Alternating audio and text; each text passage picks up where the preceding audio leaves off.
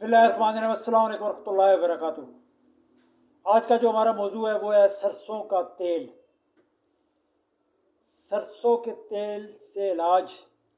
सरसों का तेल दो काम आ सकते हैं हमारे। एक, मालिश के लिए, ख़ासकर जिन लोगों के सर के बाल कमज़ोर हैं, बाल गिरते हैं, वो अच्छे तरीके से रात को सोने से पहले बालों की जड़ों में जो है वो अच्छे तरीके से सरसों के तेल की मालिश कर लें और सुबह उठ के जो है वो नहा लें।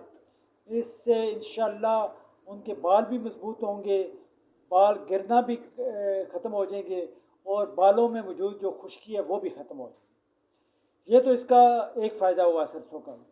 दूसरा फ़ायदा ये है कि इससे हम खानों में भी डाल सकते हैं।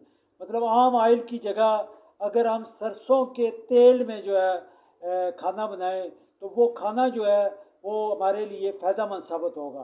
ख़ासकर हमारे मैदे के लिए बहुत अच्छा। जो खाना, जो सालन सरसों के तेल में बना होगा वो हज़म भी जल्दी होगा और उससे हमारे जिस्म में जो है बड़ी जो है वो तरावट सी पैदा होगी। मतलब वो जो हमारे जिस्म की खुश्की है वो भी इससे ख़त्म होगी। और सबसे बड़ा इसका फ़ायदा ये है कि ऐसे लोग जो कोलेस्ट्रॉल के मरीज़ हैं, जो यूरिक एसिड के मरीज़ हैं, जिनके दिल के वाल बंद हैं, उनके लिए ये तेल जो है बहुत ही फ़ायदेमंद है। ये कोलेस्ट्रॉल को ख़त्म करता है, यूरिक एसिड को ख़त्म करता है।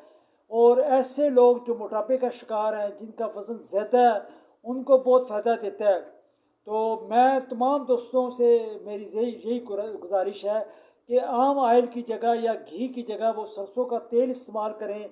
इंशाल्लाह उन्हें बहुत ही फ़ायदा होगा और बहुत सारी बीमारियों से उनकी जान छूट जाएगी। अब मैं आपको तरीका बता रहा हूँ कि सरसों को तेल को किस तरह हम खाने के काबिल बना सकते हैं।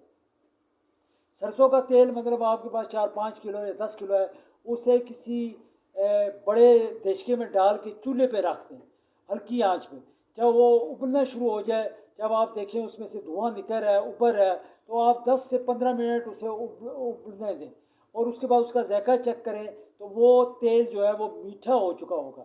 जब वो तेल मीठा हो जाए तो उसे आप छोड़ दें। जब वो ठंडा हो जाए तो उसे आप बोतलों में भर के रख लें। इससे इंशाल्लाह आपके कई मसाइल। एक और चीज़ मैं आपको बता दूं कि सरसों का तेल जो है वो आम ऑयल से कम लगता है। मतलब आम ऑयल